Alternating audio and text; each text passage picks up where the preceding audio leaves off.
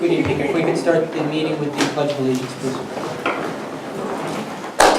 Pledge allegiance to the flag of the United States of America and to the republic for which it stands, one nation, under God, indivisible, with liberty and justice for all.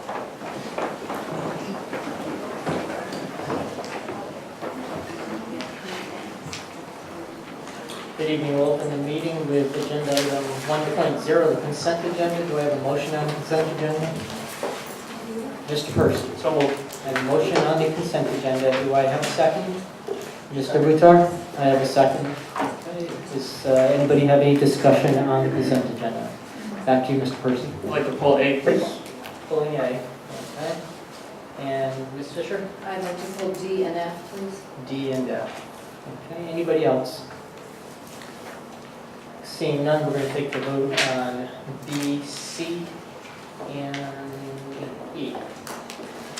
I'll ask for a show of hands. All in favor? And okay, those are passed. And I'll put back to Mr. Percy for item A.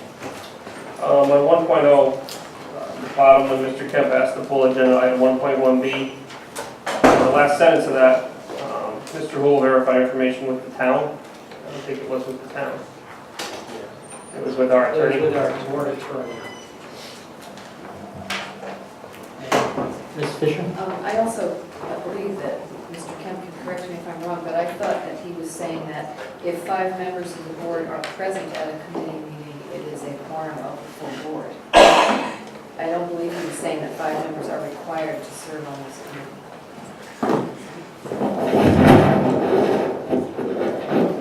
He believes that if 5 members are present at a committee meeting, it is a quorum of the full board.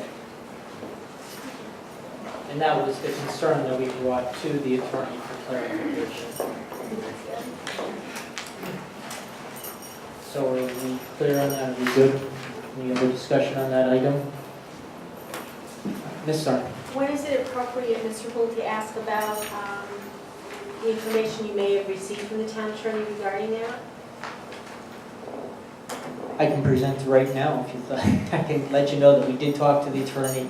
He did validate what the intent was, that by posting the meetings, they, at our committee meeting, and anybody who attends the meeting that isn't a committee member is there as a citizen and has the same rights as any citizen would have at that meeting. So if we allow citizens to talk, and you can talk, or if we invite you to talk, you can talk at that meeting. That's the clarification provided by the attorney. Mr. Percy. So it's not having a quorum at a committee meeting. It can be a quorum, but that is not an issue because we're not taking action. That's okay. Thank you. Mr. Kemp. I didn't know we were going to talk about this now, but that's fine. So the answer is it is a quorum. And if it is a quorum, one may not intend to vote, but they could vote. And the simple fact is, because they could vote, even though they might have stated ahead of time they're not going to, it compels other board members to attend in order to transact the public's business.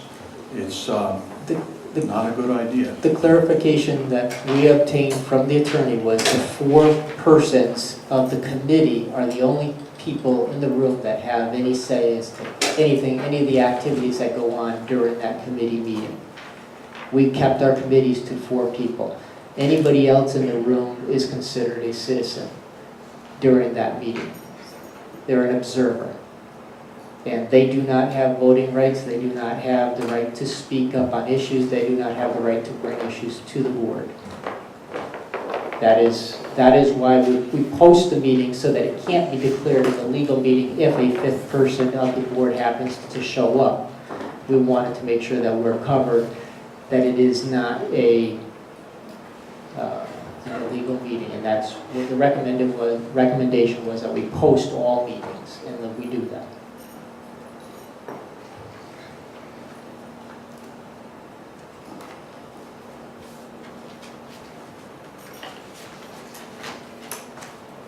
Okay, good to move on to the vote on to approve the minutes for item A as amended.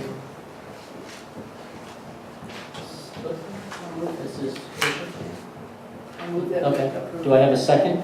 Mr. Percy? I have a motion and a second to approve the minutes for item A as discussed. Any debate on that? Seeing none, I'm going to call for a vote by show of hands. All in favor? And those opposed? And those abstaining? Mr. Nicholson is abstaining. Thank you. Motion carries. Ms. Fisher, you have items D and F. These are two policies that are in your blue folders. They're really just typos on policy 513, 1.3, student driving and parking. It was just missing the word of. And then on the policy 6154, homework, the word guardians was added wherever there was the word parent. And then on the last page, when it gave times for homework, it was just supposed to read up to however many minutes per class per night, plus 20 minutes of family literacy experience. Anybody have any questions about that? And everybody should have those amendments in your blue folder this evening. And the policies have been reprinted for us too, so they're attachments. So I would entertain a motion to approve those minutes as amended. So moved. Mr. Percy? Second. I have a motion and a second to approve the D and E with the amendments that you were, or D and F, sorry, with the amendments that you were just made aware of. Is there any discussion on that? Seeing none, I'll call for a vote by show of hands on approving D and F as amended. All in favor? And that is unanimous. Thank you.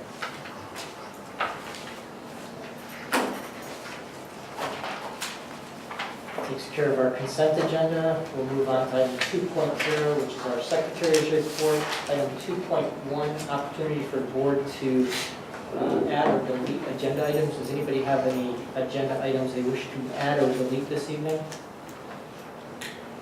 Chair, Mr. Chair, if I may, we will no longer need item 4.1 at this time. There's going to non-renew, so I can't do that, but I would move it to you.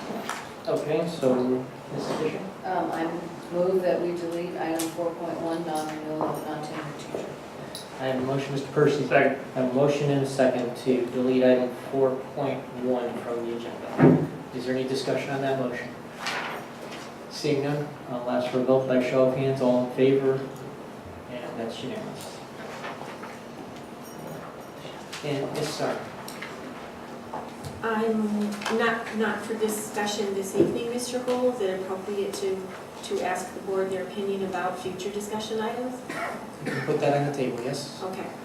I'm wondering, when we have so many things on our plate that our agendas aren't addressing them, like the deficit in our current budget, the 2013-14 budget projections. I know that Dr. Conway and her administrators have been preparing lists, but I'm wondering when the board gets to have discussions about the reductions. Mr. Kemp in the past has mentioned that he doesn't like making decisions in one evening, that our discussion should be, we should have opportunities for more than just one discussion and decision making. So I'm wondering about adding those kinds of discussions. Special ed cost containment, areas that we're concerned about. I've heard nothing about the superintendent's evaluation. I've heard nothing about job descriptions. I'm wondering if at some point we can have those discussions and get updated. Okay, yeah, just to adjust the budgeting items, I would say those are fair game for the Monday, or for the Wednesday budget discussions when we're discussing our budget. We should be able to talk about those items during our budget deliberation meetings, and if there's things that we feel we need to have addressed during those budget deliberations or as a result of those, we should be able to get those answers. And the other items, the deficit and the evaluations, the evaluation is definitely an agenda item as we get closer to the June timeframe, there is, the committee meets, does their review, and then we get that as a executive session document. So we will have that once the superintendent evaluation committee meets. But there's no opportunity for discussion prior to? The committee has to meet and have, give us their input. I guess I'm questioning, like when we do, if you have a negotiation session coming up, the board gets to speak to the committee. Oh, We want to sorry. make sure that everybody can hear. They can't hear you out in the back when they're saying. Sorry. Speaking to the mic. That the board as a whole has an opportunity to give input to the negotiating committee. I'm wondering if we have an opportunity to give input to the evaluation committee or before the fact or not. Typically, the evaluation committee gets together. They go through the evaluation criteria that we've set at the end of the last evaluation period, and they put together some type of a summary to bring to us, and then we talk about it, and then we end up meeting with the superintendent after the review is, as part of the review process.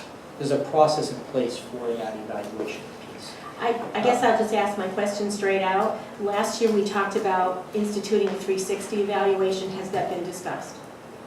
I'm gonna, yes. Through the chair.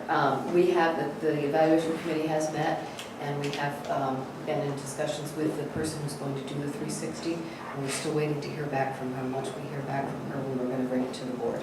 So we're waiting on her at this point in time. Okay, thank you. But that, bottom line is, the committee is active. Yeah. Okay. That's what I was trying to communicate. There was one more item, I don't recall what it was, job descriptions. And that, we'll make sure that that is a future agenda.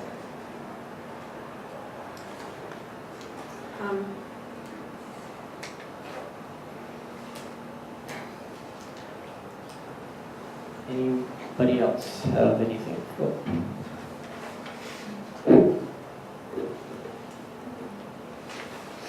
Seeing none, we'll move along to